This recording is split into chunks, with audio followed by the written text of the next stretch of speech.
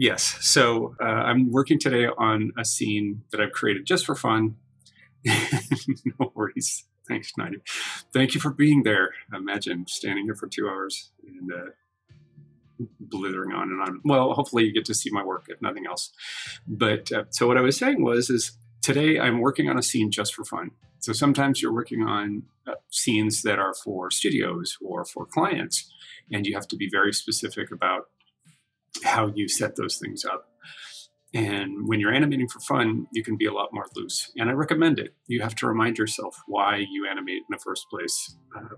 It's fun.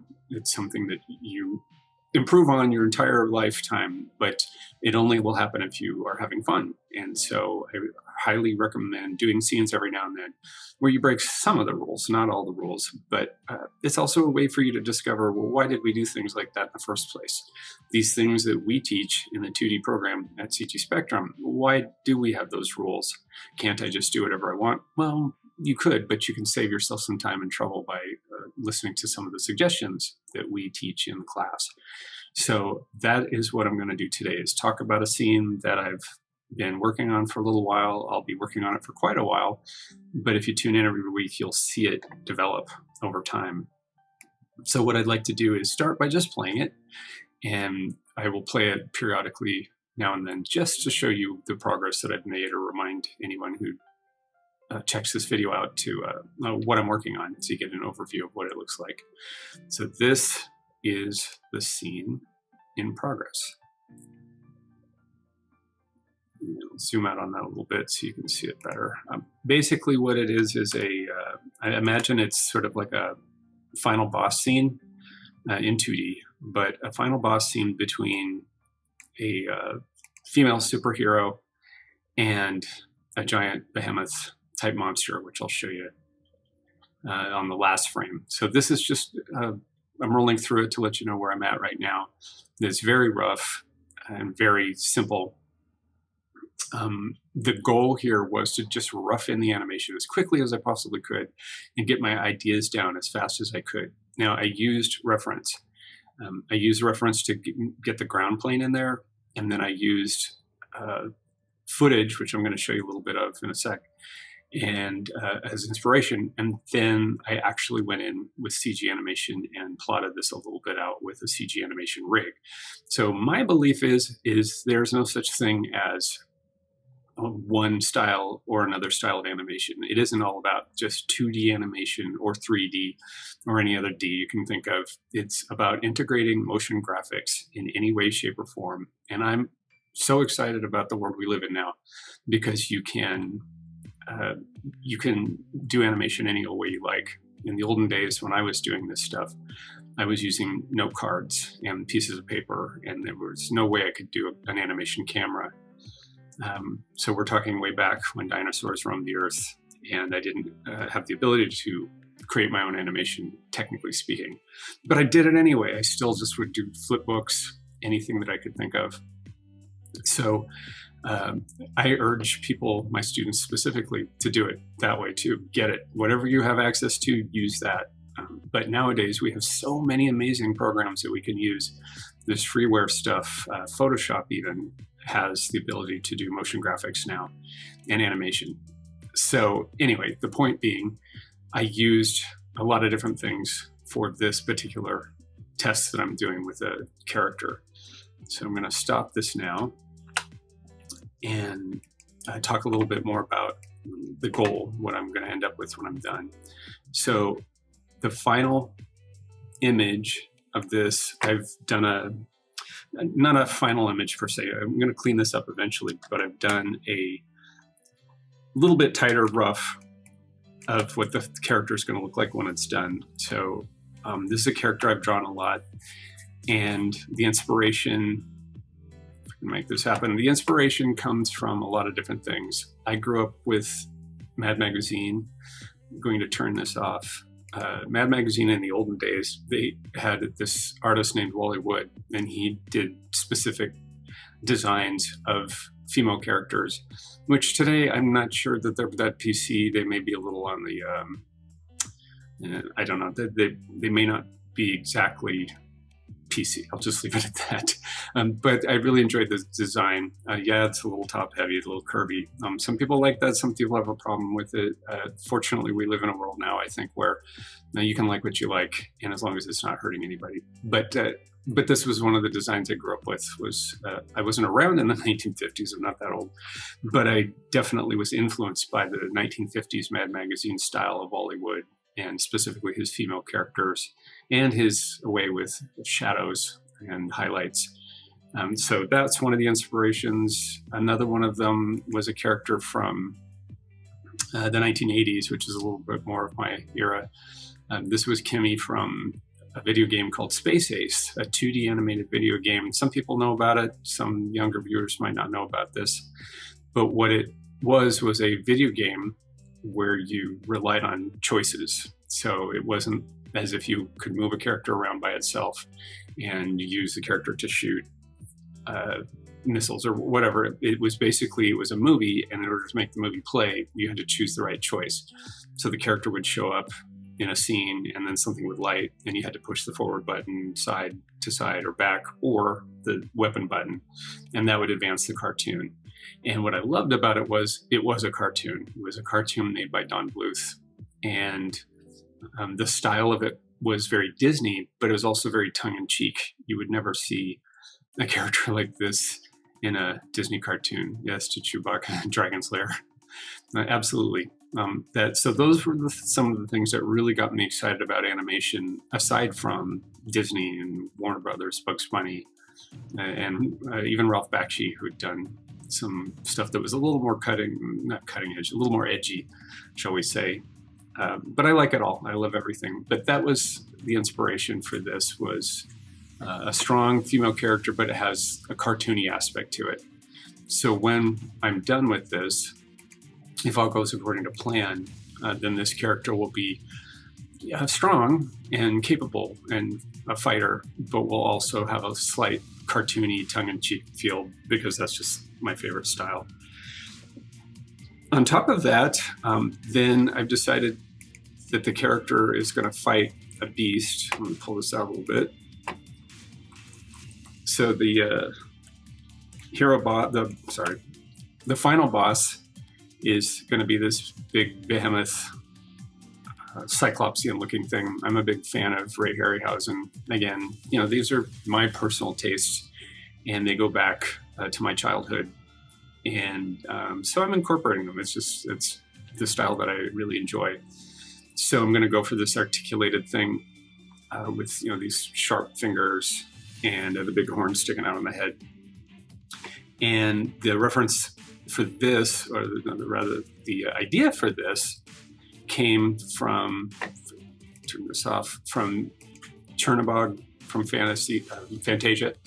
So in Fantasia, if you've seen the film, or at least seen this clip of the film, there's this giant demon that is very well animated and very well designed. I have no hopes that I could get anywhere near something like that, but I'm just using it for inspiration. It was a character that I really enjoyed a lot as a kid, and so I'm incorporating it into this piece.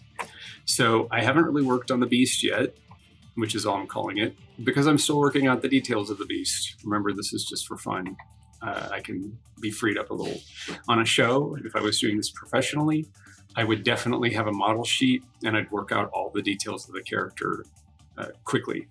In this case, I'm drawing in a style that's very comfortable to me, and I'm using some CG reference that I've already put together. So I've already got some help to help me flesh this out. I'm not going to work on the monster today. I'm going to just work on the female character.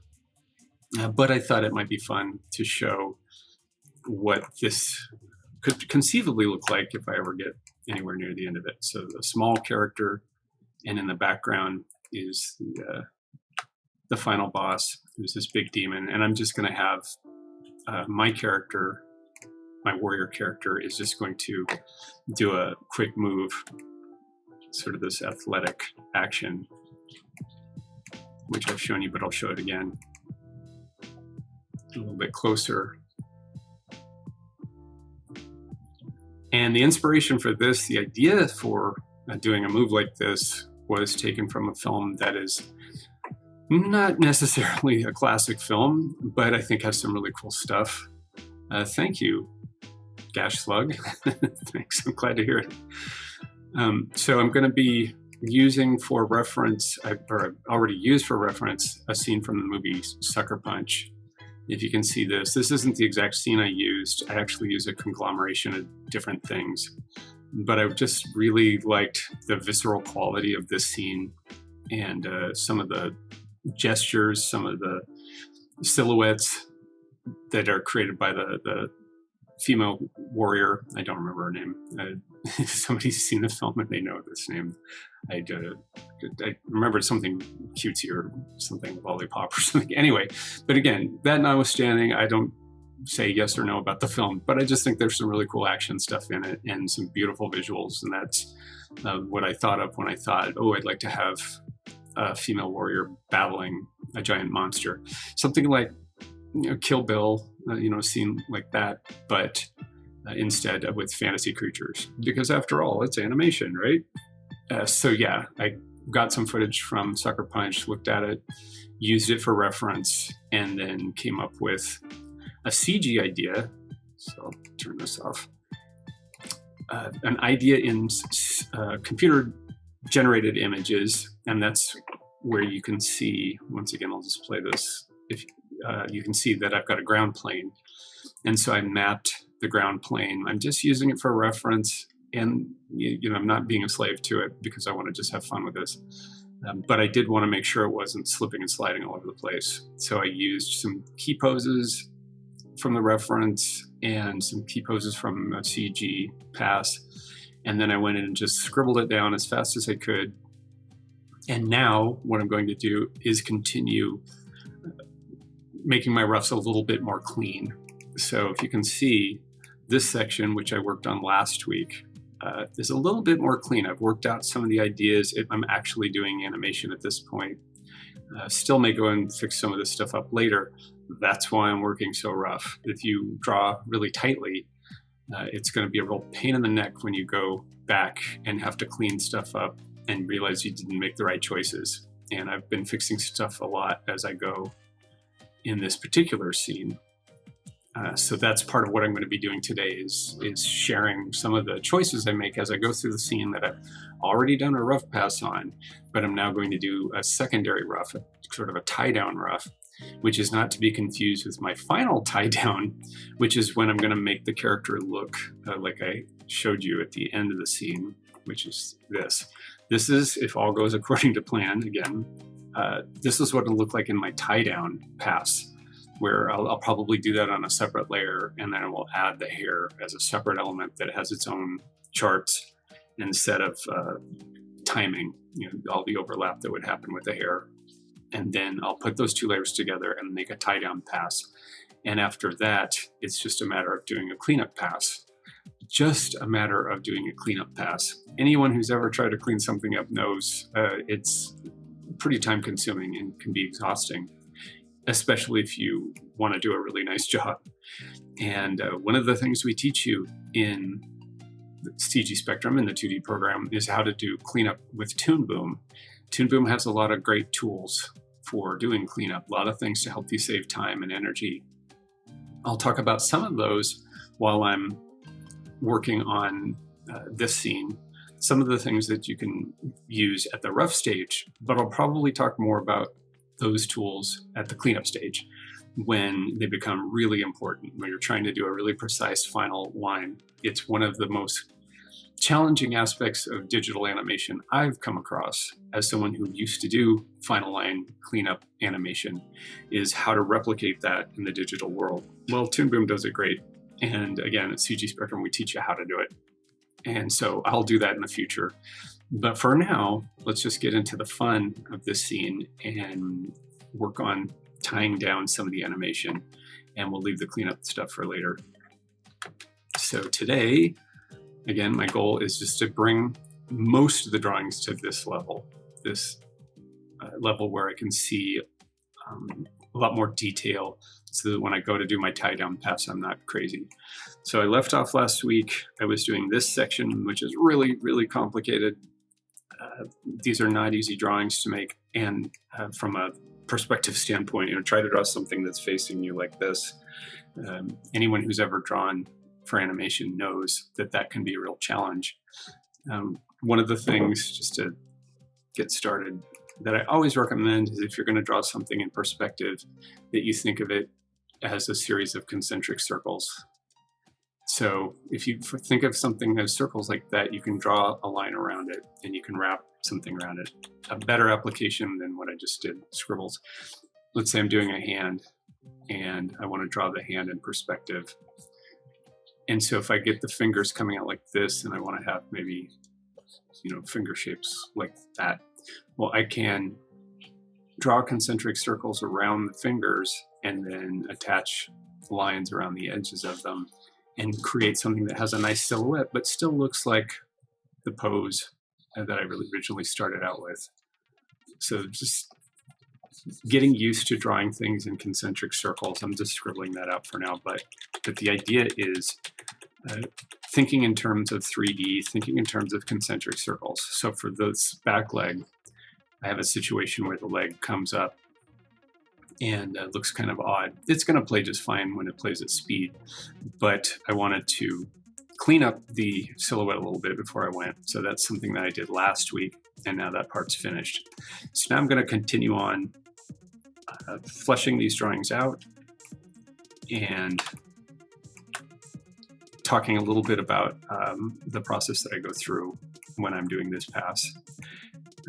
One of the things you might notice on my screen, if I shift this over a little bit, if I can shift it a little bit, I'll just shift the whole scene over a little bit. If you see, my timeline has red squares and blue squares on it. Those red squares and blue squares are keys and breakdowns. The red ones are keys, the blue ones are breakdowns. In Harmony, you have this really awesome feature where if you look at the top of my screen, you'll see I can designate things as keys and breakdowns. Keys are red, breakdowns are blue, in-betweens, green, I don't use that. And then I can select from these icons here, one says keys, one says breakdowns, and do what's called flipping. In the olden days, flipping meant we would flip between two drawings. In Toon Boom, flipping just means going back and forth from one drawing to another. So if I click on these arrow keys right under the word default, you can see that I can eliminate all the in-betweens that I did and just flip from key to breakdown and back again. This is especially helpful if you're doing what I'm doing, which is I've already in-betweened a lot of this, and I don't necessarily want to look at those in-betweens. I want to look at the keys and the breakdowns by themselves. And so by flipping, I can compare one drawing to the next without actually playing everything in between. So that's just one more unique thing that Toon Boom does that's really helpful. So you're looking here at my keys and my breakdowns. Now, another thing that's really helpful is to just simply scrub through your scene and look at what you have. We used to say, I've said this before, I say it all the time, ideally, you wish that you could draw while things are moving. You wish that you could draw while you were either flipping or playing the scene at speed, but you can't do that. And so instead, you have to be content with trying to just flip or scrub in a program like Toon Boom and trying to draw on the fly that way as best you can. But it also helps if you've got nice keys and nice breakdowns. So again, that's what I'm doing today. All right, so I'm going to jump in here and look at the keys that I have. I've cleaned some of these up. So now I'm going to clean up this breakdown next and just get started with the process of cleaning these up. I'll probably end up using the onion skin, but I'm also just going to draw a freehand. Again, this is for fun. This is loose. These are not supposed to be tied down drawings. If I tie them down now, I'm just probably going to change them later. But I'll do a lot of erasures. I'll use the onion skin tool a lot. And I'm going to try and clean up this anatomy a little. Whereas before I was just using circles and squares and concentrating on getting the motion down. Now I'm getting a little bit more anatomy into this. It'll just help me later. But at the same time, I'm not going to draw too tightly because that will take me as long as doing a cleanup pass. And again, my choices might be wrong. Also not going to do the face, but I'm going to just designate some lines to make sure that the head is going to stay consistent and not get too messy, so that when I go back and lay a face down later, that I'll be sure to be able to have something to work with that looks clean enough to do a tie down with, but not so clean that I actually spent a lot of time on it and made a clean drawing.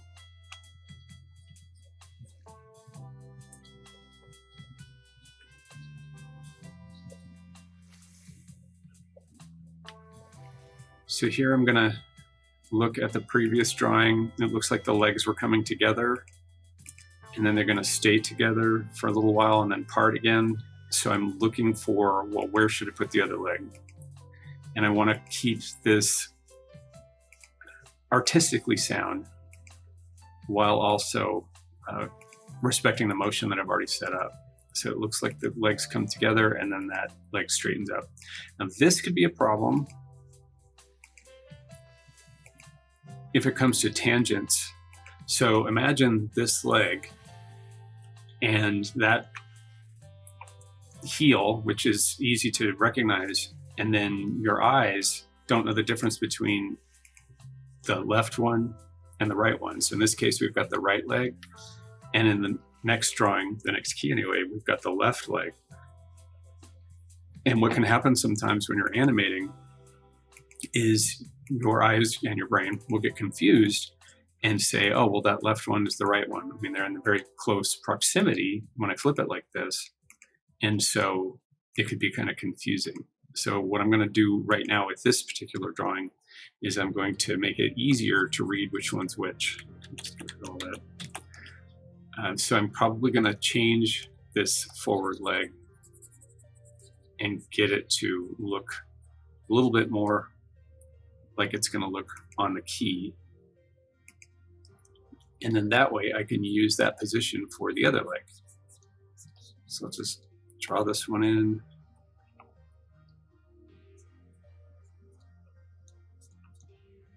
And then put the other one back, but in a slightly different position.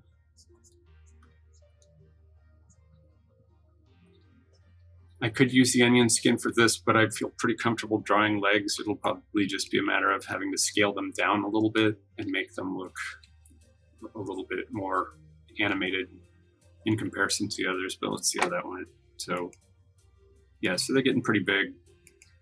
So probably just reduce them a little bit. But the idea is now I've maintained that there's a separation between this leg and this one here, this one and this one here, and this one and this one here. And I can, in between that, so that the relationship looks sound and that this animates properly. So now that I've seen that this works, I'm still getting a problem. So it's worth pointing this out. So see how this animates into this, and that's something that you have to really work at. You have to avoid that. Now I've got other drawings in this scene, so it's probably not going to be that big of an issue, but just to make a point, I'm going to fix this up, even at this stage, just to kind of show how I would go about fixing this. And it's probably not going to be a problem in this scene, but I'm glad that happened, so I can make a point out of it. I'm going to reduce the leg a little, and then now let's see what happens if I crank this leg around. The perspective's a little bit weird, so that's going to make it look like a funny drawing, but let's see if that feels a little better when you compare it to this one. So now it doesn't feel quite as attached to that other leg. And little things I could do is, I could designate this with a darker line just so I can keep it straight. It's the same thing you might do in a walk cycle if you make one of the legs red and one of them blue. It's all just for me, so I can help when I'm drawing really sloppy like this. But now it looks a little bit more like those two legs are coming around and not so much like it did before where it looked like they were switching places. And that's something you deal with even all the way to the cleanup stage. You can have that problem even then. So it's just a good idea to know that that's a thing. All right, now that I've got those two set up, I'm going to look at what's happening in between and see which one I might do next. You may note that I haven't charted this. That's because I'm not 100% sure about the timing yet. I'll probably go back and chart this once I'm really happy with the animation, but I've not really finished animating this yet, so it's not at a point where I feel comfortable charting it. All right, so I'll draw this one. I'm gonna start by just sort of freehanding it, just winging it. One of the reasons I chose a character like this is I'm pretty comfortable with the proportions of this character and the style of it. I can be reasonably sure I can draw it over and over again and not lose too much, or that if I do lose it, I can fix it back up. And one thing that's really important to do when you're learning to animate is to learn the character that you're going to be drawing over and over and over again. It'll just make your life easier. And they would give us plenty of time on the productions I worked on to learn the character. And we'd often work with the lead animators or character designers, and they'd show us what their thinking was when they were designing the characters. And that was always really valuable. And one of the advantages of working in the big studios is they have the time and money for stuff like that. All right, so this is another one of these tricky poses. It's going to be on the screen for very little time, so it's not worth spending too much time with, but I don't want it to look too bizarre, especially while I'm drawing live. So I'm going to collapse this a little bit, extend the body, and sometimes it's just a matter of playing around and sketching and having fun with scribbling and drawing, and then eventually you find something that is starting to work hopefully using good drawing techniques, and then eventually you come up with a drawing that's workable and functional. That's not only does it look right in perspective, but it's animatable. So I'm trying to get this to be a nice drawing by itself, but also to be a nice drawing in the context of everything else that's going on in the scene. So a lot of foreshortening going on here. A lot of bending and twisting. So I'm gonna solve this, I think, by fixing all this up and actually bending the character's spine a little bit.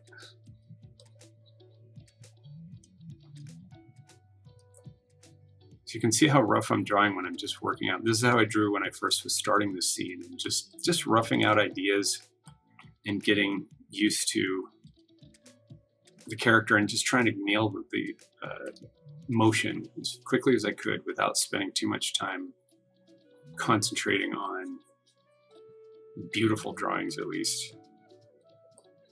So just blocks for the hands, blocks for the body. Even this, it's like it's taking a long time, to sketch something like this out. So imagine you got to do 150 of these, and how tired you get if you draw each one of them out perfectly. All right, so now we're getting somewhere. It's starting to look a little bit better. So I'm going to incorporate this twist back in, starting to lose that a little bit.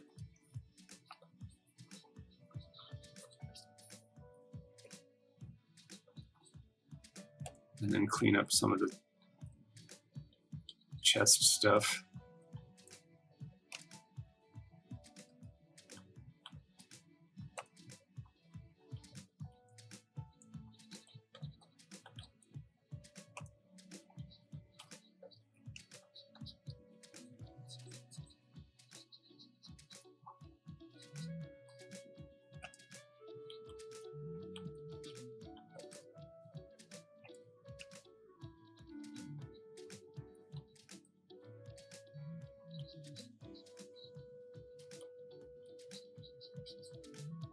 And then I'll bring the hand out a little.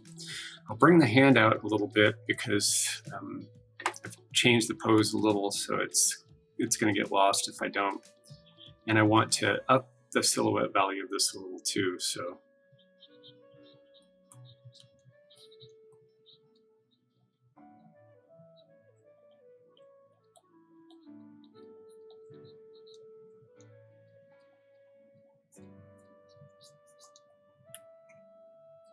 that's starting to get closer.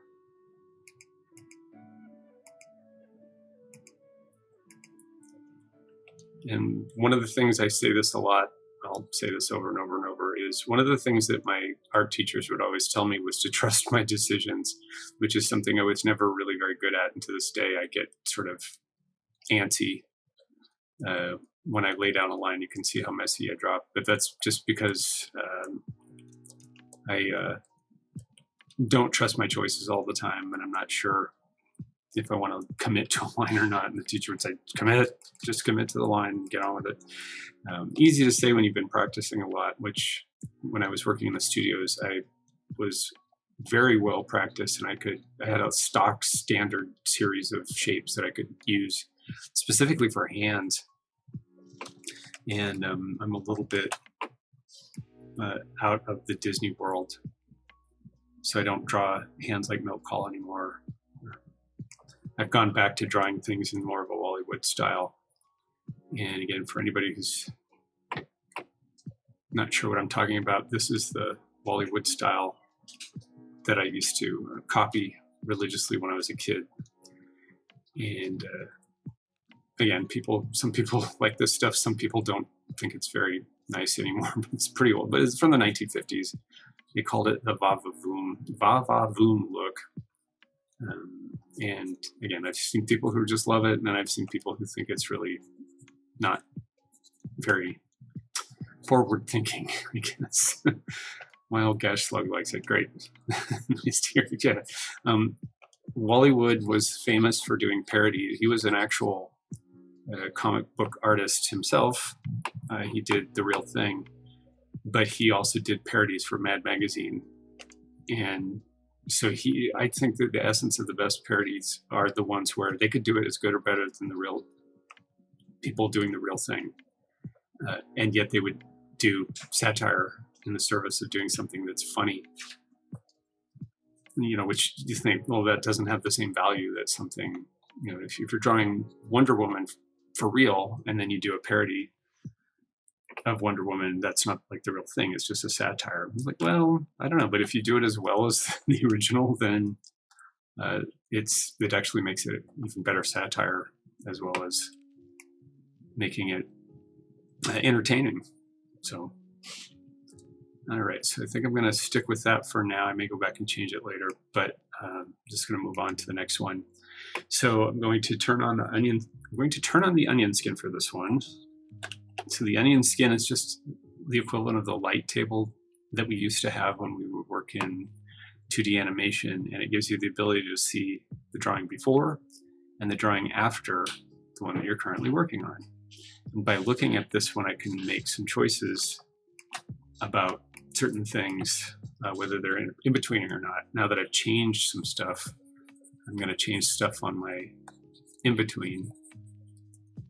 But it's easier to do that because I can see underneath the current drawing, and I can see ahead to the next one that I'm about to do.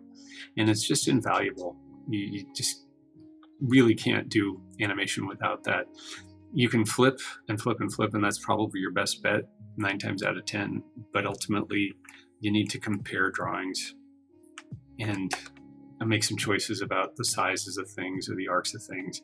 For example, here is an arc of a hand. So I want to push this hand that's flying out to meet the other one.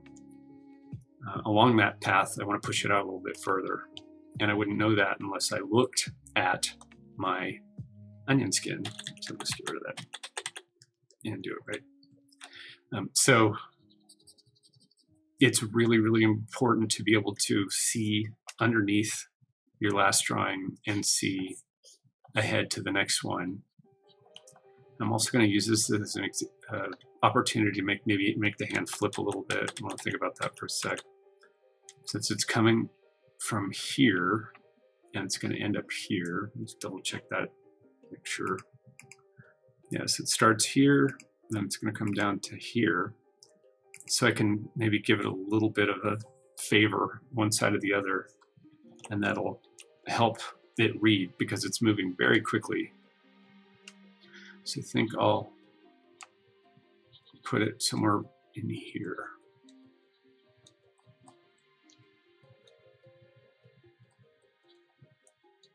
And display the fingers just a little bit so that when it plays quickly, then I'll be able to see it. The head has moved, so I'll fix that up. In fact, I'll just get rid of all this because I changed the body enough. I'm not going to use the original rough that I used, but it was great for the timing. It wasn't a waste of time. It was good to use that original rough out for the actual timing of this to see how fast or slow it's going, if that's working. But now that I've got a more clear drawing, I can rough some of this stuff in better.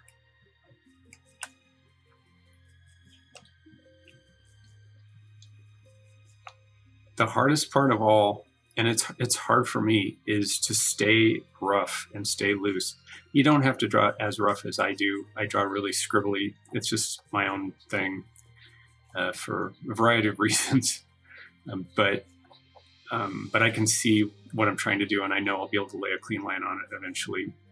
But a lot of students, a lot of amateurs, a lot of people who are learning animation, I see them drawing in a very tight style, and I'm always pushing them to loosen it up, loosen it up. I was pushed repeatedly by my animation mentors when I was getting started in the business. Loosen it up. Don't draw so tightly. You'll lose the vitality of the scene if you don't loosen things up a little bit. So that's always stuck with me. Let's compare these again. Looks like the foot is on an arc like this. So I'll just rough it in. These are in-betweens that are on ones.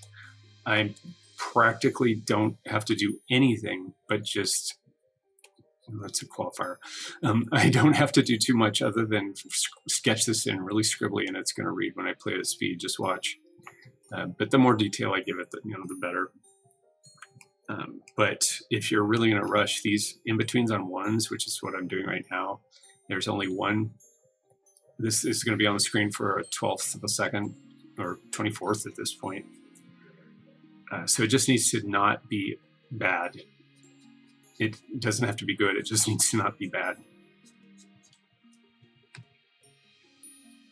All right, so that's generally, I haven't worked out the stuff with the collapsed spine and all that, but I'm not going to worry about that right now. I want to take now a look and see how these play when I just scrub through them. And I'm looking for anything that's really, really, really off. Again, the torso, I'm not real thrilled with that. I'll probably go back and fix that up another time. I don't want to spend too much time working that out today. But the head's in betweening, the legs in betweening, the legs gotten kind of fat. I'll fix that much now at least. But I'm not going to do too much more with it. I'm just going to press on. And then when I've got a bunch of other drawings, then I'll go back and say, okay, do I like this? If I like this, then commit, make these even nicer. Yeah, I'll work this out later. I could spend an hour trying to figure out what to do with this section. All right, so I'll just leave it at that. Licking a promise, my mom used to call it. Now that the lake's gotten small. So here is a good opportunity for me to use onion skinning to just make sure that I've got that leg relatively close to the right shape. By getting rid of it, looking at it, I can say, okay, how big or small should it be based on the ones that are around it? And by flipping, I can see, okay, there's where it's going. Here's where it is. So I know that it's got to be more tapered up here at the top. And then keep the thickness for the other part, but a little more tapering. And then if I'm good, then I'll just keep flipping between these until they look like, with persistence of vision, it looks like they're actually the same leg that's moving. And it's pretty rough, but it's getting there. Let's thicken this up just a wee bit and move on.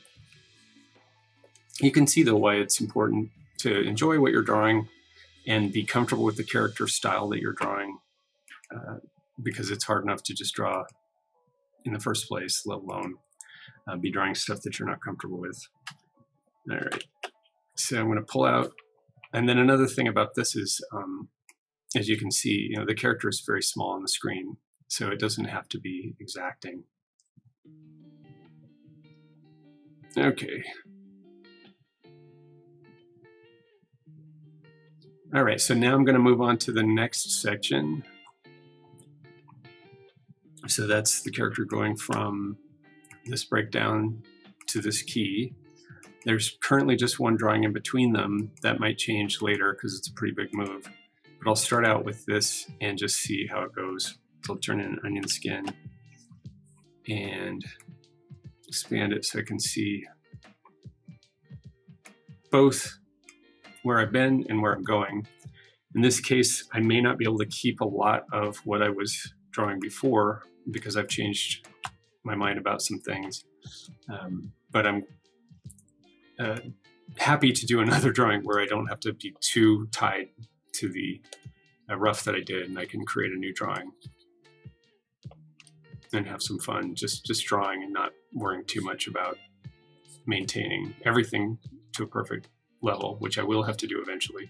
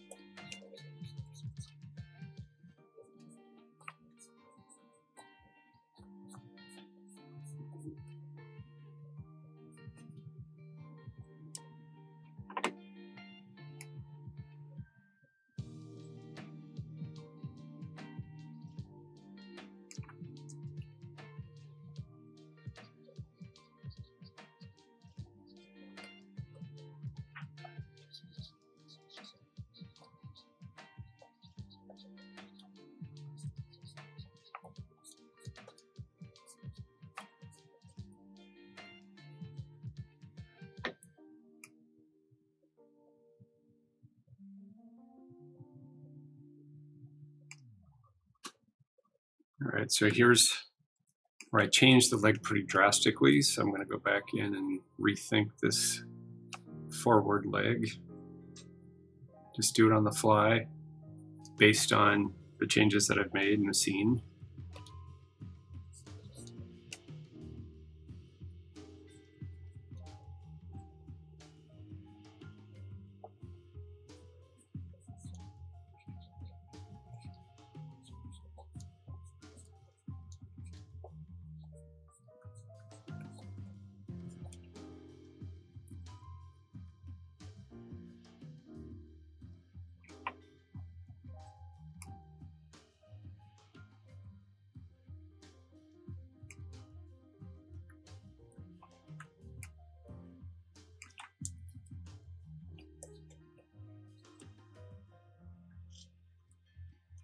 If you're drawing something like this leg and it's maintaining its position, you can probably cut and paste it, and that will be an easy way to get the same shape and not have to draw it again and not have to worry about it changing in size or shape or getting too weird. In this case, I just don't care that much. This is, again, I'm drawing this on ones, and by the time I'm done, you won't be able to really distinguish things that easily, so that the fact that this looks a little bit different, it's not going to matter too much. What's going to matter is just that the thing flows properly, which is starting to do so. So this may be a situation where I'm doing the cleanup pass. I'll go in and I'll add some more drawings if needed, but for now it looks like it's doing all right.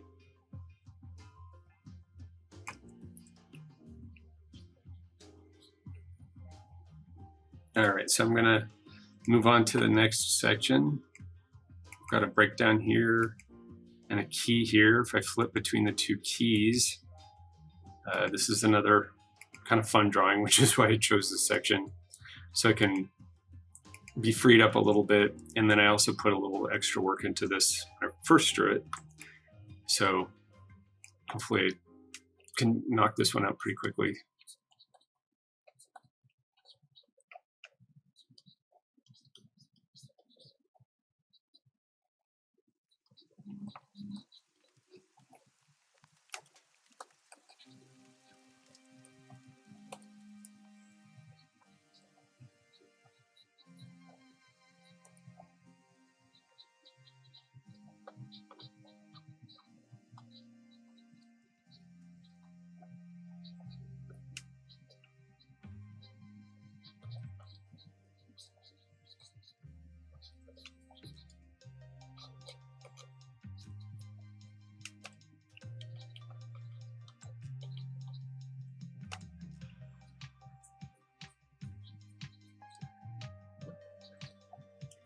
As I mentioned before, and I'll just reiterate now, one of the nice things that you can do with Toon Boom is I have the ability to change the desktop orientation. So if I hold down Control and Alt on a PC and then left mouse twist, then I am able to create the equivalent of what used to be a disk. We used to have these in animation, in traditional animation studios when we were drawing with paper. And it gave us the ability to reorient our page to suit our drawing hand. And so in my case, I draw with my wrist and I draw to the right because I'm right-handed. And as a result, sometimes my drawings will end up looking a little bit skewed to one side or the other. And so using this tool in Toon Boom, I'm able to replicate that. Yeah, I don't like that hand. So I'm able to replicate the ability to draw at an angle that I'm much more comfortable with. So it's a really, really neat tool. And one of the reasons I love Toon Boom so much now. I don't know that other programs have this or not. I'd be curious if anybody knows if this is a standard thing. I'm kind of a Toon Boom purist at this point, even though there are great computers, other software programs out there, which I won't name, but you guys, anyone who's listening probably knows who they are.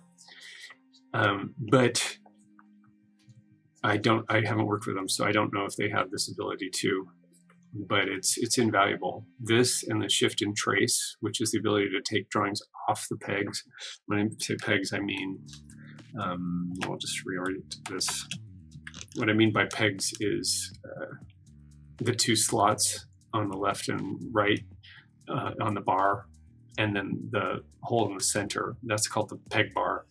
If you've ever heard of peg bars in traditional animation, that's what they mean. And it's two slots. Let's draw it real quick.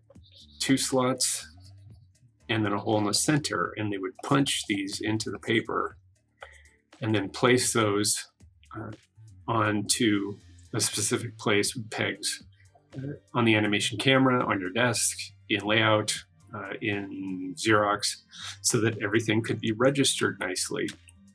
We don't have to do that anymore in the digital world, but there still are times when you do want things to be registered perfectly, and it's good to know that Toon Boom respects that it's this old-fashioned way of doing things, but respects it. And as I pointed out before, and I'll mention every now and then, just as a reminder, the disc was set up so that at the top there was a hole to stick your finger in, like so. Doesn't look too obscene, right? And then there was a section that was glass, and that was give you the ability to have light shining up from underneath your work in your table, so that you could see through multiple sheets of paper. And then you'd place the paper on the pegs, the pre-punched paper on the pegs, and then you'd have the ability to flip the paper, but it would never lose its placement, and you could stack multiple sheets of paper one on top of the other, and they would all be registered in the same way. And then using the disc, you could rotate the thing left or right because it was made out of kind of slick metal that you'd make sure was nice and well lubricated. And then also the pegboard would usually have ruler notches on it. So if you were doing something like a pan, you could gauge how fast or slow the drawings should pass by the camera. The camera is stationary, the drawings move, and that's how you create the illusion that a character is walking forward sometimes. Or at least the background's moving, the character's staying in place. But anyway, that's what was called a disc. They still make them. They're still available. A company called Cartoon Color Company, as far as I know, they still manufacture, well, they deal in these things. I don't know who makes them. And they're expensive and a hot commodity. If you go, I don't know, maybe on eBay or something, if you're interested in one. There for a while, they were selling a lot of animation discs and pieces of equipment when Disney and DreamWorks stopped doing 2D animated films. But there's still a lot of them out there, and they still work great. And I've got one, and I use it periodically for paper stuff that I do whenever I do it.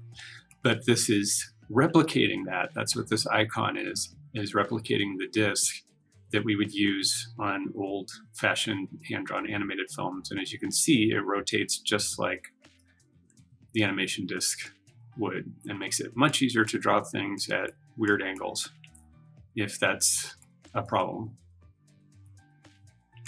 And then I can reset it by just going Shift X and then placing it back the way it was before.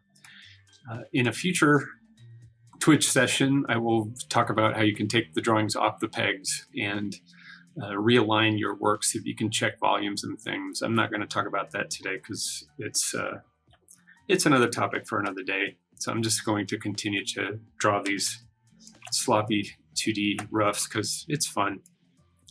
And again, I encourage anyone who's interested in drawing animation to draw really sloppy and rough like this and just have fun with it.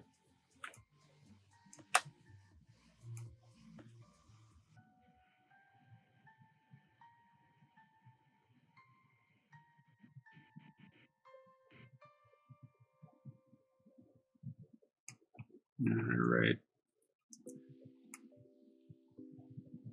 I'm just looking to see if there's any drawings in between that I want to mess with, or if I want to keep going the direction I was going. So I'm just going to finish this one off, cleaning this one up, and then I'll do some of the in-betweens. Some of these in-betweens I probably don't have to do anything with. They're just placeholders, but some of these drawings, it was increasingly apparent that I wanted to clean them up and make them look a little bit better.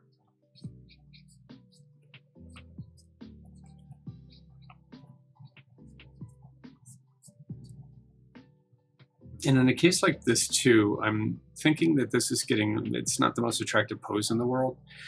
And so if I just clean this up a little bit, I think I can make this a little more streamlined. And since it's a key, then everything that comes before or after will follow up with that.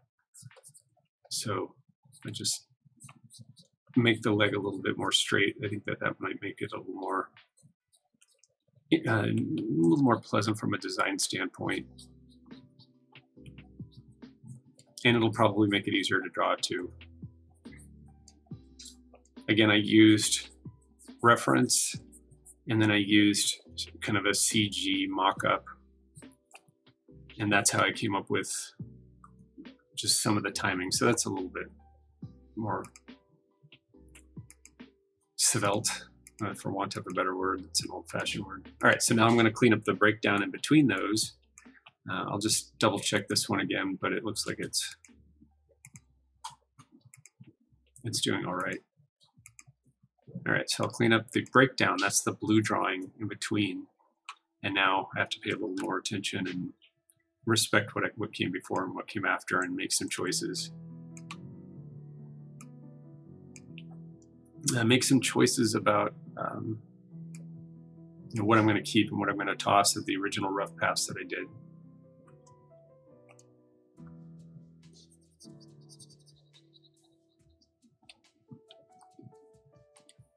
So I'm definitely going to fix up this arm, just smooth things out a little bit. Give it a little bit more anatomy, not too much. Again, I'm not worried about the anatomy as far as the fingers and the face and details.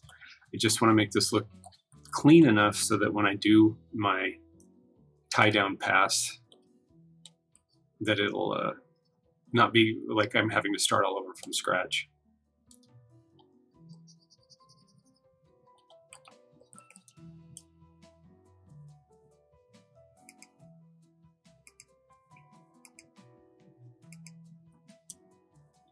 I'm gonna let that head drag just a little bit, might be fun.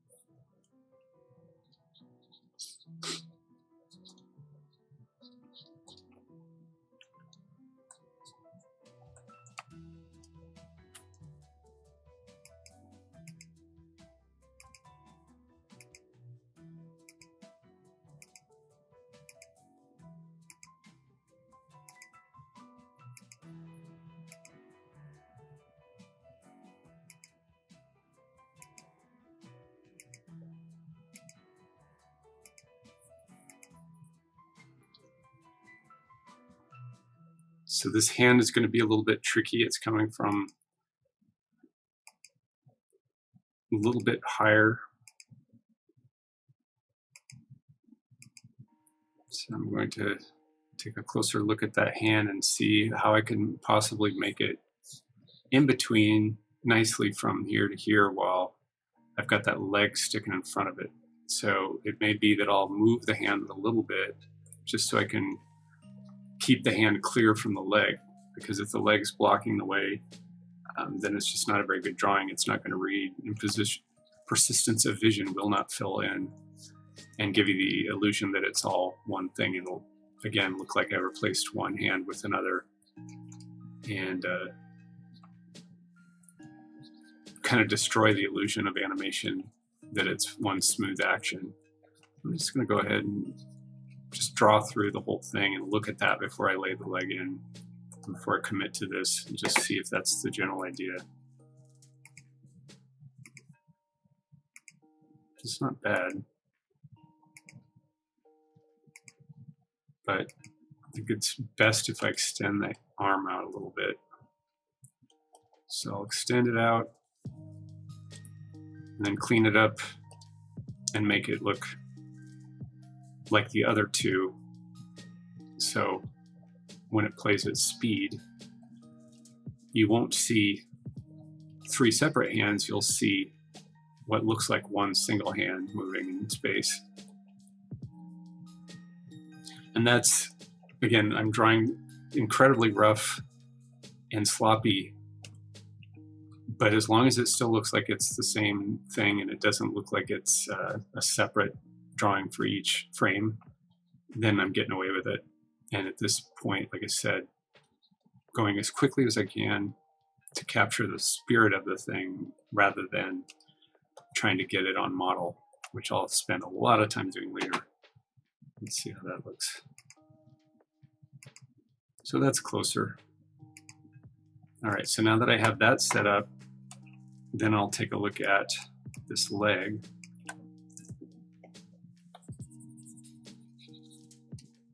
So the leg looks like it's a pretty even in between from this one to this one, and so I draw an arc to get there, and then somewhere in here is where the foot is going to end up.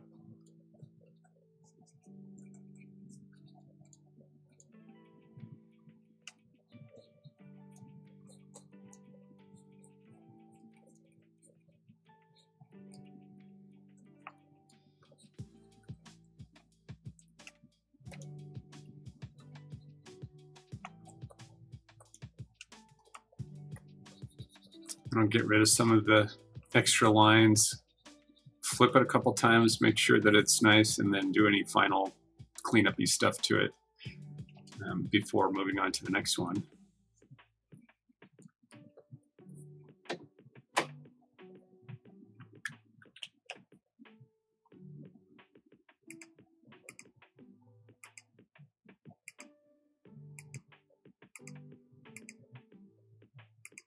So it's going to change perspective ever so slightly, so I'll just reflect that. It's never going to show it. This is actually a really small character in the scene too, which I forgot to mention, but another reason I'm just being so loose about it is because this isn't going to be in close-up, this character. It's actually small in the scene, which I did on purpose because this is an action scene. It's not an acting scene. I have another scene with an owl where this thing is doing some acting, and I'll do a cleanup example on that one another time. But again, today it's just about having fun, just enjoying drawing and staying really loose.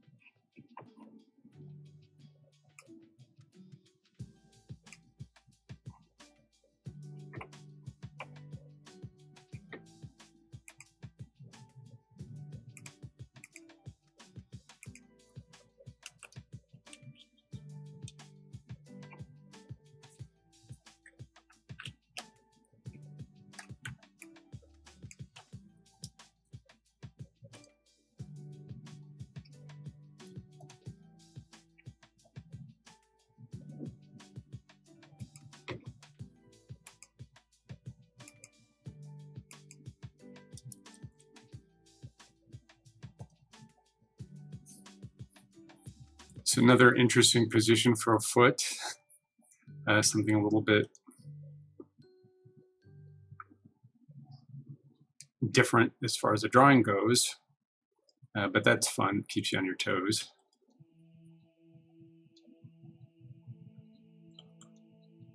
So I'm just going to do a simplified version. Again, I might go in here and clean it up a little bit later, but now it's at least it's copying what the others are doing. It's going to in between a little bit better. So I'll just take a look at this and scrub through a little bit. Okay, I'm going to do one more in that section. This one's not fitting in at all. You can see it's actually hindering, making it harder to see the action move smoothly than if it wasn't there at all. So I'll go ahead and just replace this one, and then I'll scrub through the whole thing again and see where we're at.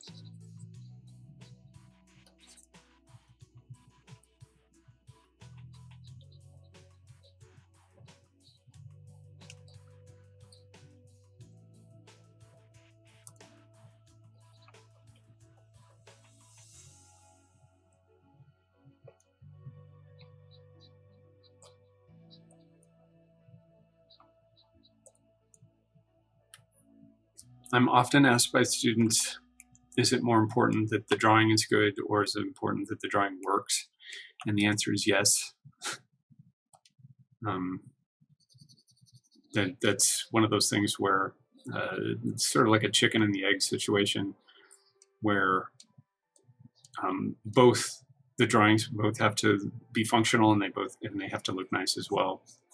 And you can get away with a lot when something's moving quickly like this is, but that's no excuse to not just remember the things that you learned about the 12 principles of animation, which any good student of animation knows about, that there are these 12 principles out there, and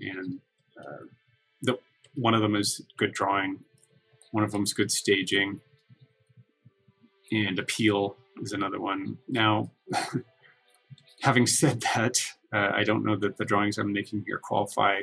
These are rough drawings, but these aren't my final drawings either, as I said a couple times.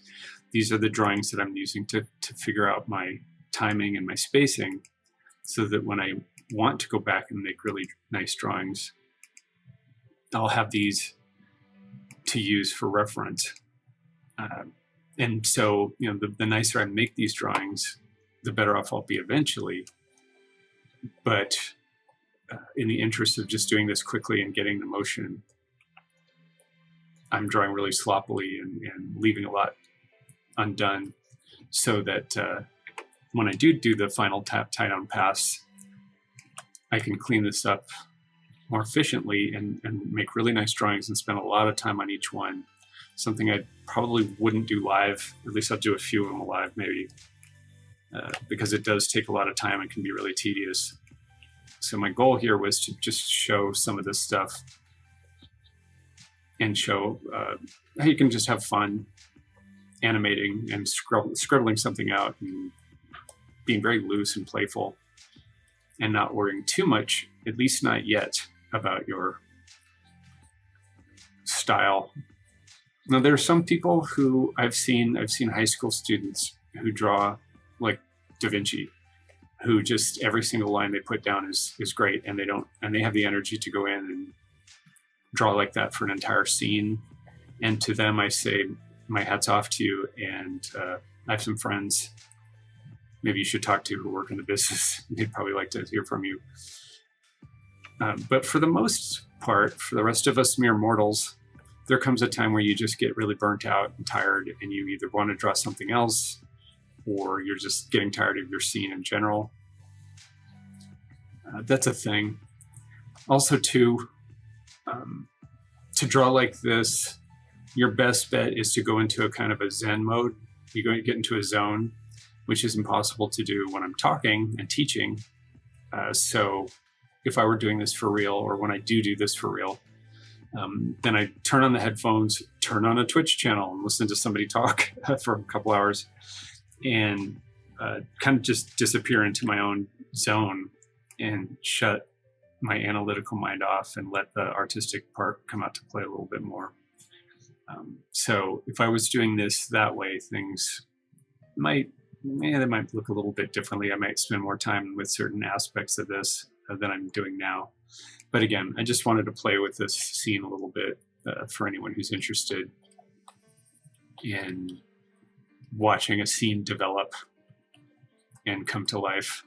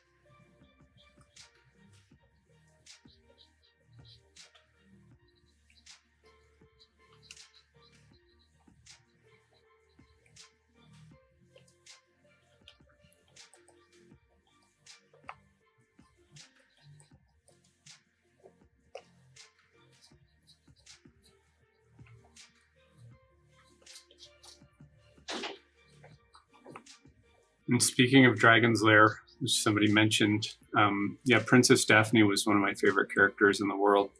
And I tried drawing Princess Daphne for years and years and years. I used to be pretty good at it, but I've fallen out of practice. Just learned to talk about Tinkerbell, and that's one of the ways that you can learn to draw Princess Daphne, if you know what I'm talking about. A question: the scene you're working on.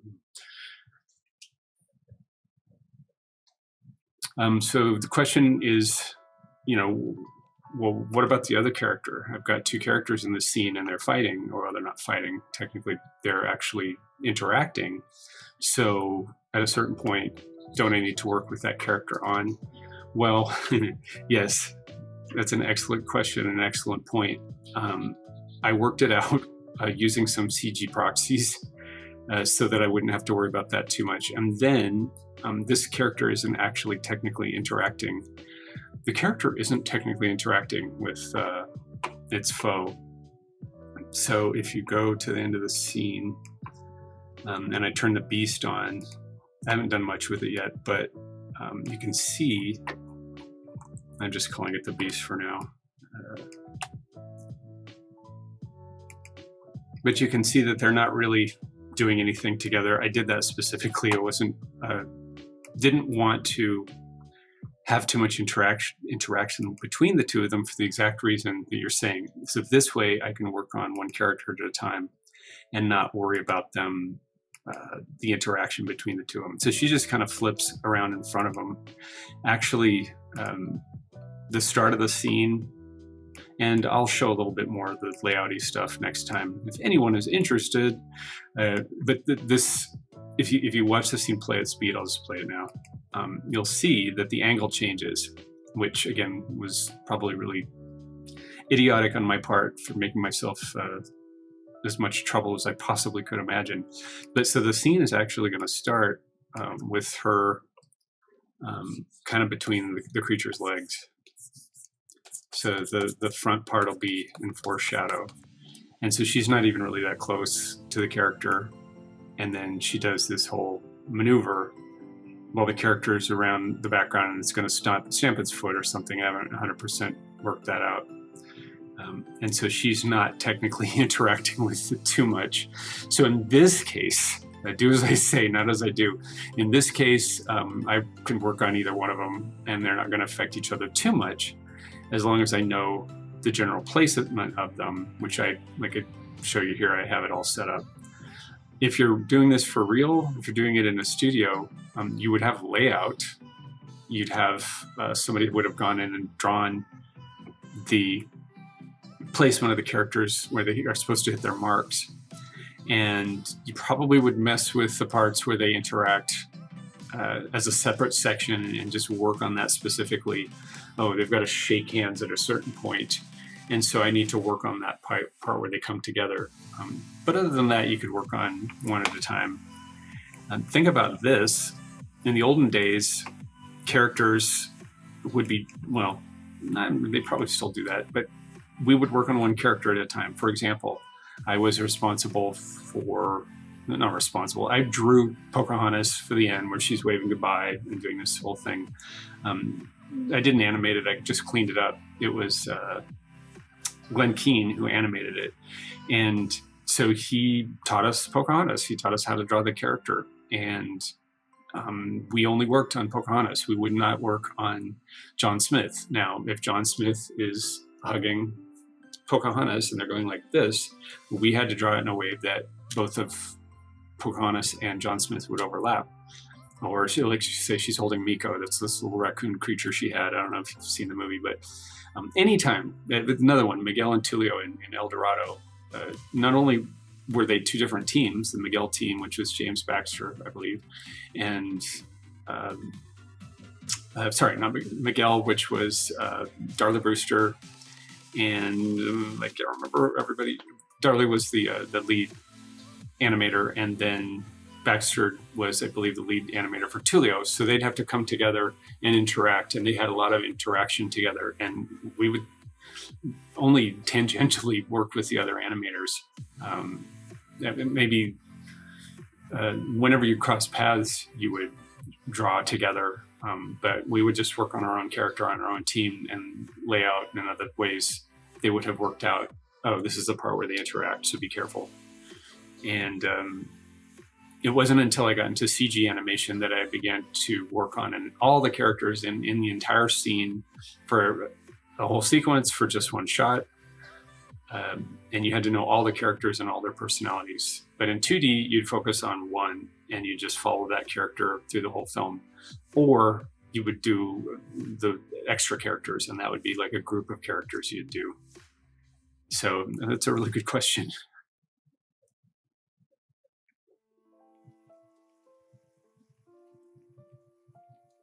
All right, I'm gonna finish this one up. Well, you're welcome. Thanks for asking. And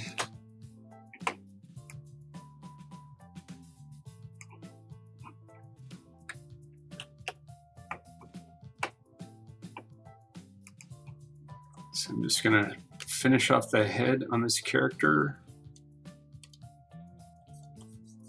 on this drawing.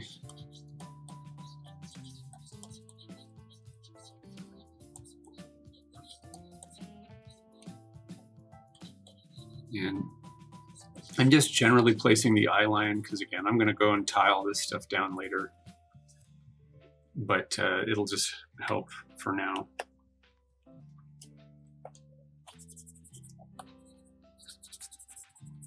It wasn't uncommon to, when you're animating something in 2D with paper, you'd have like 2 or 3 different versions where you're doing a rough pass and a not so rough pass and a little bit more or less rough pass, a little more tied down. Like I said, I'm going to do the hair on a separate level. And that's kind of unique to 2D. It's in CG, you could animate layers. If you're in Maya, you could animate on separate layers and turn an action on or off like that, which is just wonderful. So if you've got a character that's flapping its wings, you could have something on a layer, a cycle, and layer it in to dial it in, as we used to say. Not so easy to do that in 2D, although you can have cycles of things. But people always say, well, which is harder? Is it 2D harder or is CG harder? And the answer is yes, as always. I don't think of them in terms of hard or not hard. I think of them in terms of challenging, and not just in a PCO. Well, we don't say harder, we say challenging. No, it's different challenges. They're just different things that you have to think of when you're doing one or the other. And they each have things that are easier to do. Like, for example, you can have Maya knock out in-betweens for you really easily. A famous animator, I won't name names, but because I don't want to be a name dropper, but a famous animator once said to me that he loved going to CG animation because sometimes he just didn't feel like drawing, or he didn't feel like drawing on model. And CG animation allowed him to just have the rig available already, and he didn't have to worry about being able to draw it that day. So he was somebody that mentored me and is still working as far as I know today. We've lost touch, but genius animator, and taught me a lot of really wonderful stuff early on in my career. And he flat out said, sometimes I just don't feel like drawing, and sometimes I'm glad to have the rig there for me. By contrast, the hardest thing for me when I started in CG animation was, well, what if I just want to quickly lay in an idea and just, like I'm doing here, just sculpt some of these ideas and then change my mind and go, ugh, no, that doesn't work, I don't like that. What if I want to do that? And the answer is tough. If you're working with, not to get too CG-ish, but if you're working with IK legs and you pose the body and then you got to move the legs around to make them line up properly, stuff like that. You don't have to worry about that in 2D. So they each have their challenges. They're both wonderful, and I love when they work together nicely. And we've seen some hybrid stuff in the last few years, which I think is great. All right. So got about a half an hour here. I think it might be fun to work on some of these really wonky poses.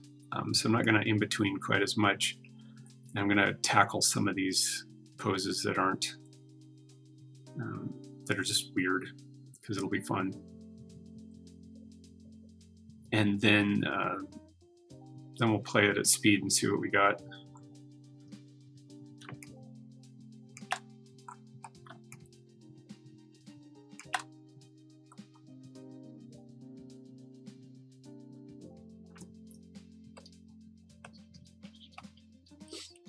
So again, these poses are fun because some of the technical stuff has already been worked out, and it's moving so fast I don't have to worry too much about staying on model or in betweening anything. And when I go back and do the real drawings for this, I'll really have fun because of this stage that I'm doing right now, where I'm working out some of the kinks. And some of that foreshortening stuff, I'm working on that now. And so by the time I get to doing a tie-down pass, this stuff will be worked out, and then I can really have fun making a nice clean drawing that's anatomically sound and not have to worry about some of this squidgety stuff that I have to worry about now, like this foreshortened chest.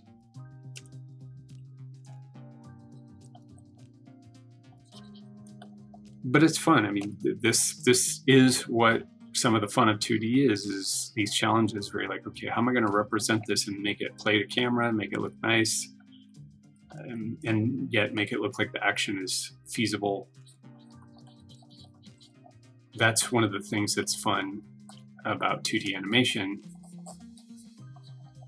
and that's different than CG animation, for example. Not that I'm comparing the two, but just it's a thing. There's both, and I've done both. So I like to talk about them. But in CG animation, assuming you've got a camera set up, you just have to make sure it plays to the camera and that it doesn't break the character, and that it's going to work with lighting, and you haven't torn the texture to shreds or something. But in 2D, it's infinite. You can do anything you want with this, and you can come up with some pretty weird stuff if depending on your drawing skills and depending on what you're trying to accomplish. And like I said, trying to do this foreshortening was probably a bad idea, but I just wanted to do something challenging. So what I'm doing is I'm making it a little less foreshortened and a little bit more silhouette, and again trying to maybe make it just a little bit more designy and less spot on with the collapsing foreshortened stuff that I was doing before. Which again, I can do this at this point because I've not committed 100% yet. If I tried to do this when it's more cleaned up, then I'm going to be stuck.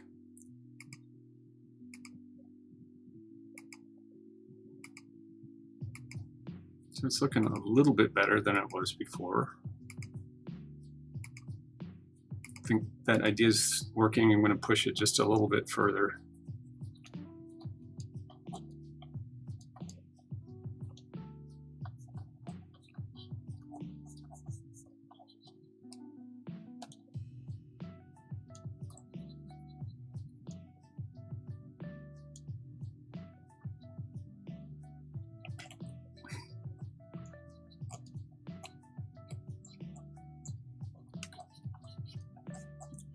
This is one of these poses that's going to be really tough when I go to lay a final line down.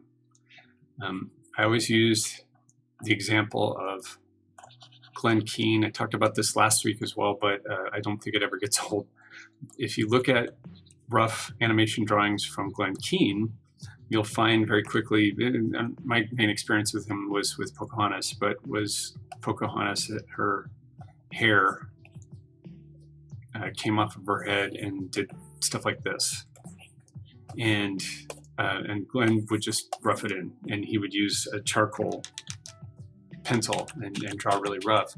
And our goal was to try and find a single line that would represent all those beautiful charcoal thick and thin drawings that he would did, and it was next to impossible.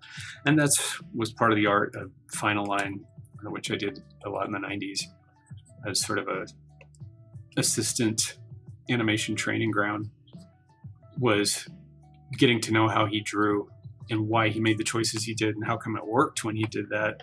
And for some people, it didn't quite work out. Another style was James Baxter would draw kind of like this. I don't know if this is adequate, but he drew in really short little dotted sketchy lines, and a lot of animators tried to co-opt that in order to get his style down. And some, were excellent artists and far better than me, but some of them were just trying to copy the line style itself, which I thought was amusing. And he drew that for a reason. It was his particular style, and his drawings, if you ever encounter them online, are just kind of magical. I got to work for him on Spirit and learned so much, not just about drawing in general, but horses as well. And he does horses like nobody's business, James Baxter. So I'm very, very thrilled about the people that I got to work with in the business and all the wonderful things they taught me. And I try to keep that going. I try to pass the torch. That's one of the reasons that Mike, my co-mentor on the 2D program at CG Spectrum, Mike and I both feel very strongly that animation is this shared communal thing that gets passed on from mentor to mentor. It's not something you learn in a book, but it requires people who can pass that stuff on and teach. So not only do you have to understand it, but you have to be able to communicate.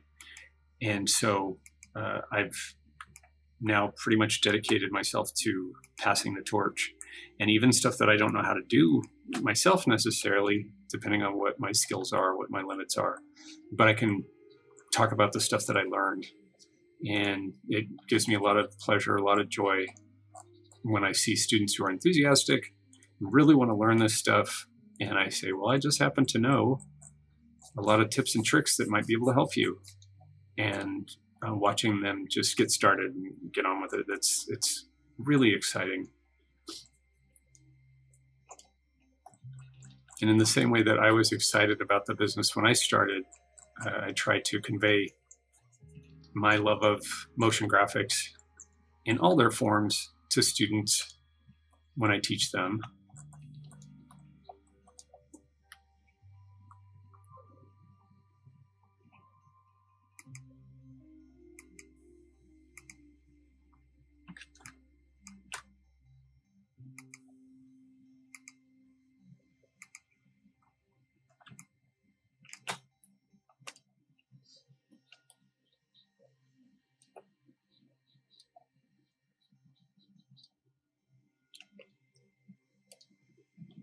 But again, as anyone will tell you, watching me do this, or if you've tried it on your own, is animation is not for people who don't have patience. It's for people who just love getting into their own personal zone and drawing for hours and hours and hours and getting lost, not only in the aspects of drawing, but getting lost in the character of what you're creating. And when you're done, if all goes according to plan, then you've created something that's alive, that wasn't alive, that was just a single drawing, but you breathe life into it. And it's really satisfying. I remember the first time that I saw one of my films, when I saw a film that I worked on and some of the work I did on the film. I think it was Prince and the Pauper with Mickey Mouse. I didn't get a credit on it, but I was on it for a long time and drew Mickey Mouse, one of the first things I did in my career. They say the first hit's free. But no, I worked on a lot of great characters, but I was surprised that that was one of the first things I ever worked on. And it was very fun. And then to see the actual film in a theater and realize that I'd contributed to it was amazing, but it was also amazing to me because it didn't seem like I worked on it. It seemed like the movie just happened.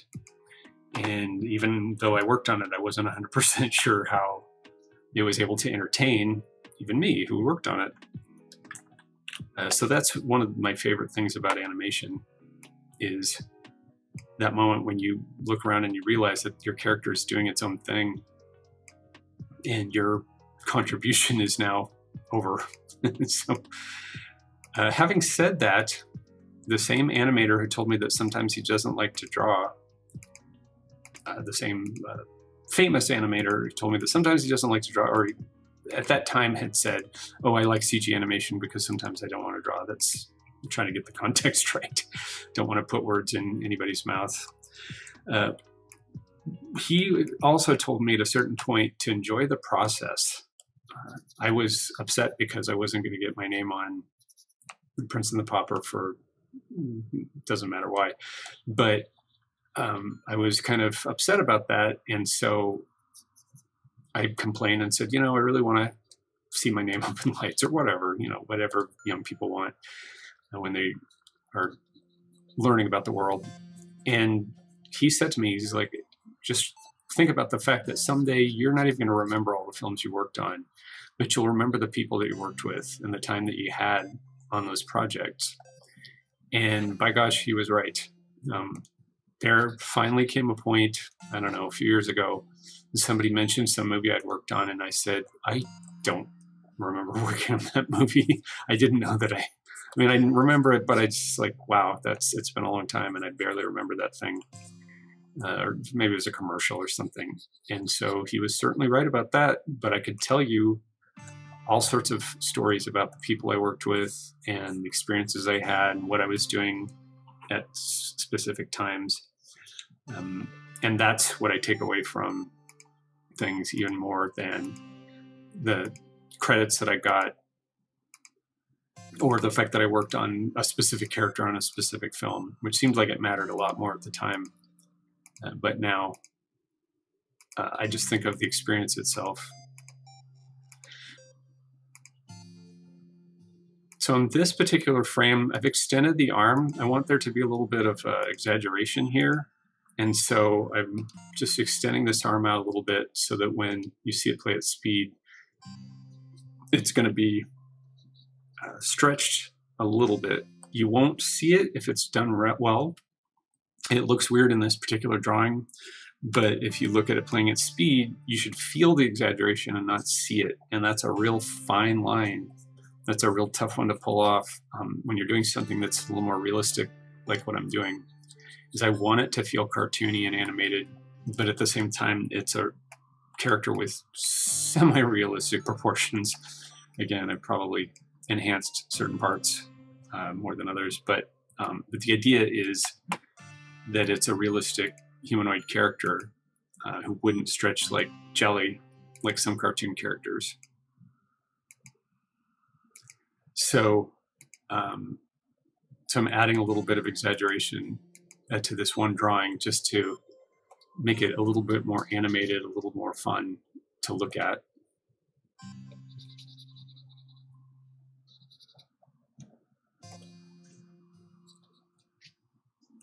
And then following through with this arm I don't want to be too exaggerated because it's just in betweening. It's just going from point A to point B. So I don't want it to be too grotesque, too stretched out like the other one, but it has to read. So I'm blocking it in with a little bit of a crook to the elbow.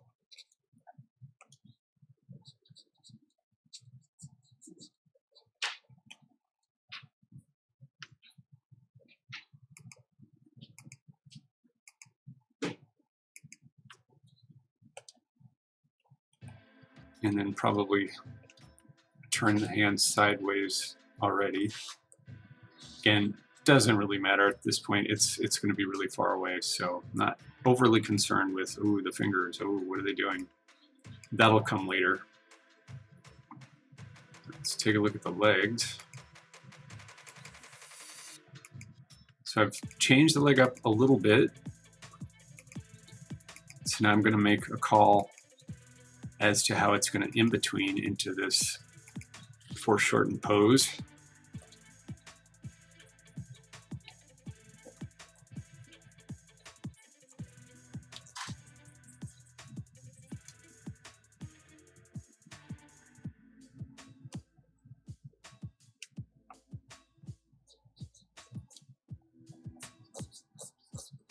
And again, I'm going to try and err a little bit on the side of making it a nicer drawing, a nicer silhouette than just a straight in between. And just see how far I can get away with pushing it. So it's still in betweens, it still works, but the drawing itself is maybe a little nicer than it would have been.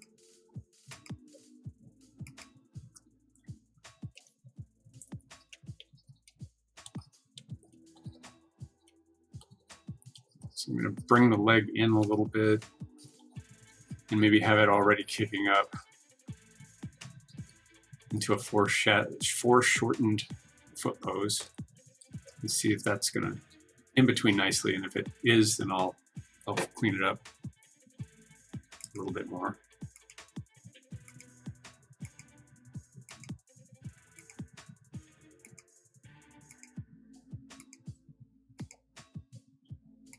It's not bad. It's not the greatest, but I'm going to go ahead and try it.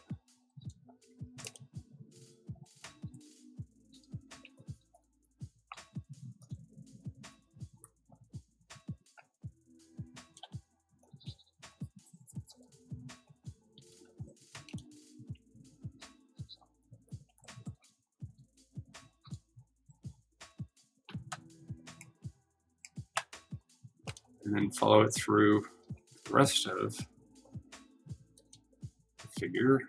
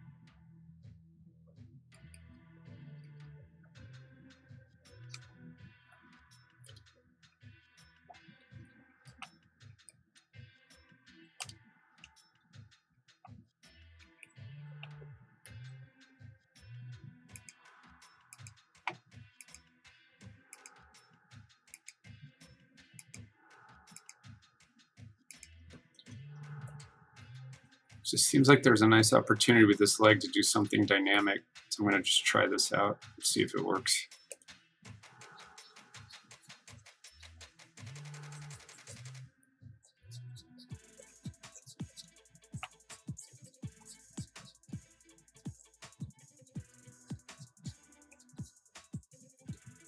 So by shooting this leg out a little bit more, I'm giving it a favor to the leg where it's heading, and it might give it a little bit more snap. So I'm just going to try it and see if it works. Rather than just doing a straight in between, which will be nice and even, and it will flow nicely, but maybe be kind of dull, I can snap the leg out and get a little bit more of a dynamic feel to it. So yeah, I'm going to stick with that and then clean up the other stuff.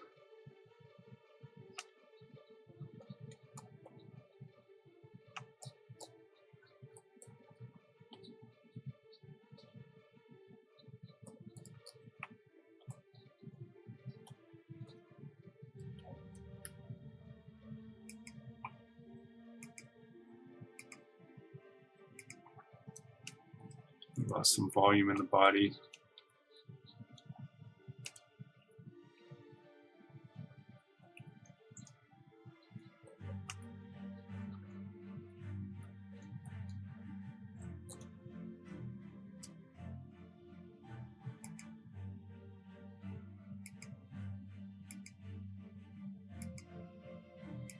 All right, so now I'm going to pull out on this a little bit, look at it.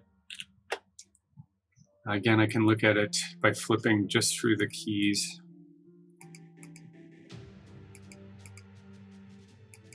And it looks like it's going to work with those subtle little changes I've made, but well, we'll see. I'm going to fill in the extra drawings in between and then see if I've gone too far, and then I can always go back and rein it back in a little bit. But so just a couple more drawings and then I'll be done for today.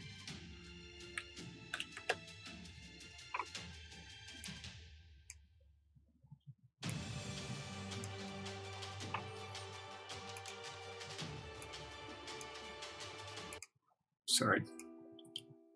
Starting to get into Conan the Barbarian music territory.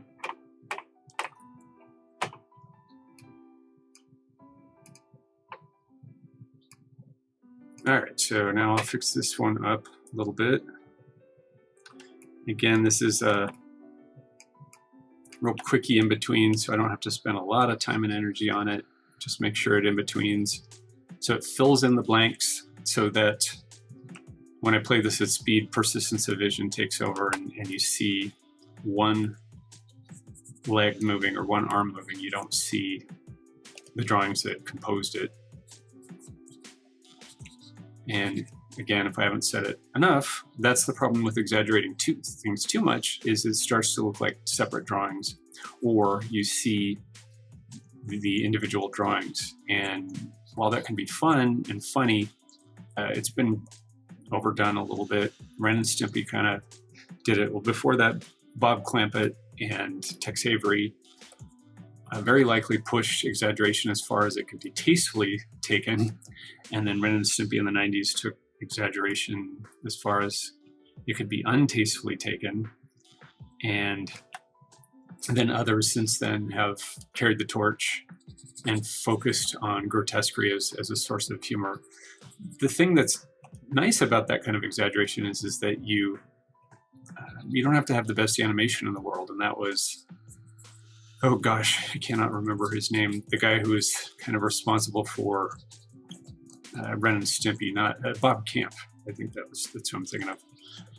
He and John Cristofalusi kind of decided, well, hey, we don't have to have smooth animation as long as the drawings themselves are really funny, and they were.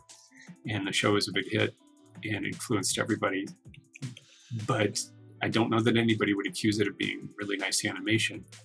And so what we like to do at the school is reinforce the ideas of good animation. So no matter what style you're into, if you're into anime, which has a specific look to it, or TV animation that has kind of what they call cutout animation look to it, whatever style you're into, you know the foundations of animation. You know why things move the way they move and look the way they look.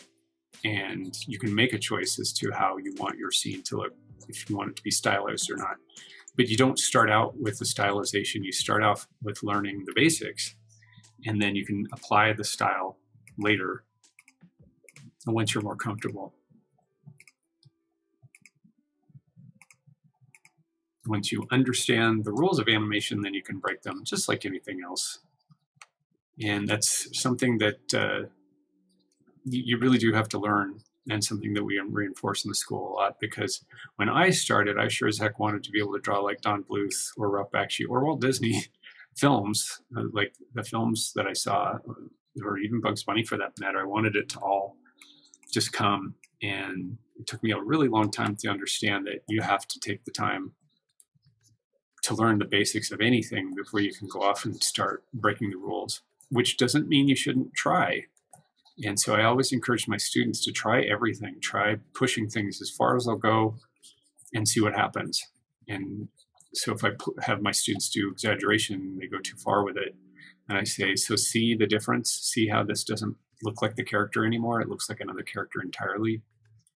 And they'll either say, yes, I see that, oh master, or they'll, I don't talk to my students like that, or they'll say, yeah, but no, I really wanted that to look like that. That's exactly what I set out to do, and it's doing what I wanted. And so I don't talk in terms of, oh, that's good, that's bad, even if I sometimes think that, but I talk in terms of, is it successful? Is it doing what you set out to do? Is it communicating the way that you wanted it to, and if not, then fix it and make it look the way you want. Or by doing a critique, I say, well, you wanted it to do that, but I don't see it. and so show it to somebody else and see if they agree. But at a certain point, if people don't see what you are trying to communicate, if they don't see it the way that you saw it, then you have to go back and rethink it and think, well, am I doing this as successfully as I could? Or is there something missing? My drawing skills, my ability to see what speed things should go. Do those things need to be addressed? Do I need more skill in observation? One of the things that I do in some of my classes is I will show them examples of bad animation. And again, I don't usually say bad animation, but I'll show them examples of things that are generally considered by a lot of people in animation circles or artistic circles are considered not that successful. I'm not going to name names. You want to know what they are, take my class. But there are examples, historical examples of things that a lot of people in animation circles have agreed on, that this just was not a successful piece of animation or a successful film or whatever. And we study them. And by studying them, we understand why they were successful or not, what was missing, what they could have done differently to make the piece more successful or just more entertaining. And I think there's a lot of value in that. And I'm a big, huge fan of bad movies. Again, bad movies, unsuccessful movies. I'm a big fan of things that are entertainingly off. So they're not successful at what they tried to do, but they're successful in study because of their ineptitude, I guess is the best way to put it. And I think there's a lot of value in studying stuff that's not successful, which is different than stuff that's what some of us like to think is junk. There is a lot, again, I'm not going to name names. I'll talk more candidly if you ever take a class from me, but there are a lot of works out there that a lot of us would technically call junk, meaning it has absolutely no value whatsoever. And that line is maybe different for everybody, but what it means is that there wasn't a lot of thought put in it, in my humble opinion. They didn't put much thought into the work of it, into the success of it. They just were either trying to get some fast money, or they were just trying to get something out there as quickly as they possibly could, and either didn't know the difference or didn't care about the difference. All right, so I'm going to do one last in between here, and then I'll run this a few times, and then that will be it for today.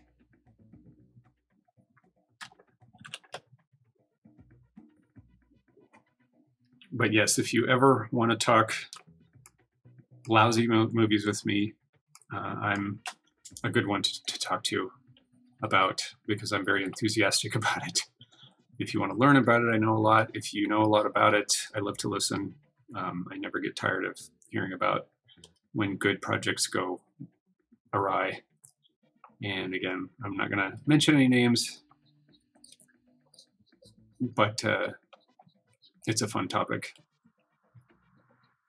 And again, I think it's an affectionate thing to love a movie enough or a project enough to care enough about it to hate it, or to think that it's not good, or to talk disparagingly about it. It's a sign of affection when you spend time on something and talk about just how truly rotten it was, which again is different than junk, which is something where you feel like you wasted your time completely. Anyway, so as far as aesthetics go, I encourage my students to just try everything and do everything and see everything and make build up their eye, build up their ability to see the difference between what is successful and what isn't successful, and put that into their own work, so that more often than not, they're able to communicate the idea that they set out to communicate, and be successful in their communication in their work.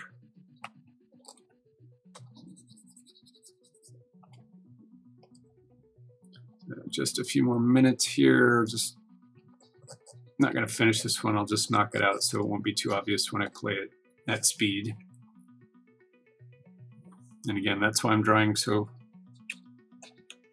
sloppily like this, is I just want to have it in between, fill in the blanks. This is just one frame. It's not going to affect a whole bunch, but I also don't want it to stand out too much. So let's check on that. Yeah, it's fine. It's not gonna make too big a difference. I'll just fill in some of the lines. I filled in some of the lines in the costume just for structure's sake, just to have a guidepost on where to lay things, especially in those weird collapsed poses. It's handy to have something to use as a signpost. Okay, so I'm gonna now save this, run it at speed, play it a couple times, and then that is a wrap. If anyone happens to be out there and awake and has any thoughts, final thoughts or questions, feel free to chime in. But other than that, this is my work so far. Let me turn off the beast so it won't flash. You can see, if you can go back and compare this to where we started today, you'll see it's just a little bit more clear than it was before. By the time I get through the last batch of the drawings, it'll be even more clear. One thing you can see is how I was raised that staff so it's a little bit higher, so that there's an exaggeration frame. It's not in betweening properly right now. I'm going to fix that probably later. But you can see how it makes it look a little more stretched out. Well, and thank you. Thank you, Gash Slug, for tuning in and sticking with me the whole time. I appreciate it. And so that's it for today. Thank you for playing along, and maybe I'll see you next time. And please enjoy the other videos, other Twitch videos from some of the others at CG Spectrum. And again, see you next time at CG Spectrum Twitch next Thursday, 4 to 6, and then the other videos too. All right, take care.